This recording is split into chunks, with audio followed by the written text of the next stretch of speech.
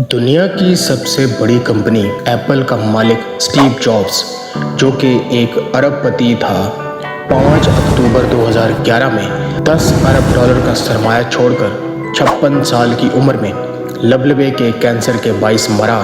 और मरने से कबल बिस्तर पर उसके आखिरी अल्फाज ये थे: इस लम्हे मरगुल मौत में मुब्तला बिस्तर पर लेटे हुए अपनी सारी ज़िंदगी को दोहराते हुए मुझे एहसास हुआ कि मेरी सारी हैसियत और मालो दौलत जो मेरे पास है, मौत के सामने बेकार है। आप किसी को गाड़ी चलाने के लिए या पैसा कमाने के लिए तो नौकरी पर रख सकते हो, लेकिन आप किसी को इसलिए किराए पर नहीं रख सकते कि वो आपकी बीमारी का बोझ उठाए।